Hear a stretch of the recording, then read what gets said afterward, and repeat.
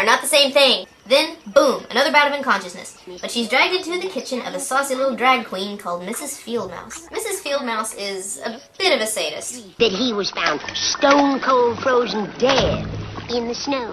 Cornelius? No! Ouch. But we can't cry too much when we have things to do like... We'll take these corn cakes to Mr. Mole. Priorities, ladies. So she meets this mole guy who... Oh, come on, you two. She only gets hit on by frogs, moles, beetles, and fairies. I think I kind of relate to this girl. But Mr. Mole takes them on a tour of his cavern, which today includes a dead bird. Dead bird? But everyone knows there's only one bird in the whole forest. You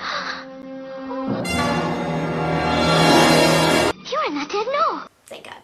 Well, despite her really unconscious friend, she goes back with the mouse, who has been bought off to try to persuade her to marry that mole, while the frog and Gilbert Gottfried talk. That's right, huh? And talk. My sources tell... And talk. Why don't you just go home and marry a toad? You ever think about that? You find yourself a pretty toad with warts and you marry her. Toads, I gotta be stuck. Back to Mr./Mrs. Fieldmouse, who makes her case against marrying for love, like all other old harpies in this movie. Love. With what may well be the worst song in any movie. 'Cause love won't pay the mortgage or put porridge in your bowl.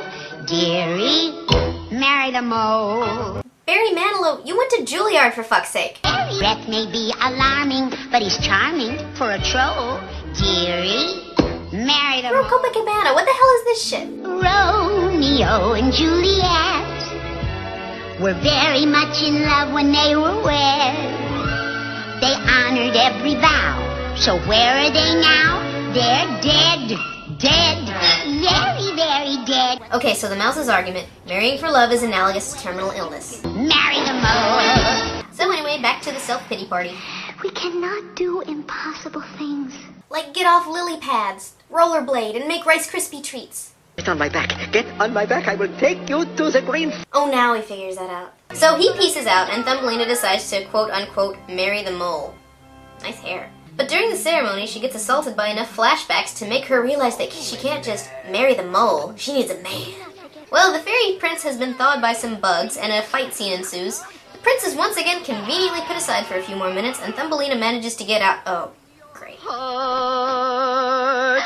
Seriously, who kept inviting you into the movie? But at long last, he gives her a fucking ride to what is supposed to be the Vale of the Fairies. And how do we get the fairies to come out?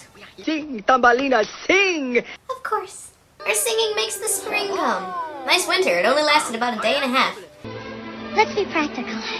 This isn't the Vale of the Fairies, and Cornelius is never coming back. And I'll never... Things are impossible. Things are... Oh, hi, dead boyfriend. Thanks for coming along and proving my pessimism wrong and not making me work for that happy ending. You marry me.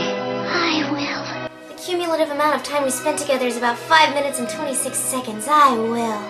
Oh, and you know what else? Wait. Why?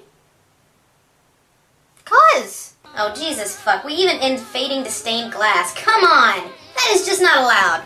Disney's paranoid ass has my blessing to sue for plagiarism for this one. And that's about it. And really, I think, why is the big term for this movie. Aside from the big whys of plot hole, why bother? Say what you want about the Disney movies of the time, but at least they were better thought out, better written, and less ridden with gaping plot holes. Well, some of them. But the real irony here is the message of the movie. Don't marry the mole, honey. Don't marry for money. Marry for love.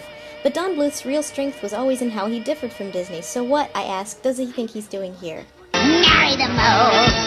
Marry the mole. Marry that mole. M is for money. Oh. L-E. I'm your nostalgia chick, and I need a new catchphrase.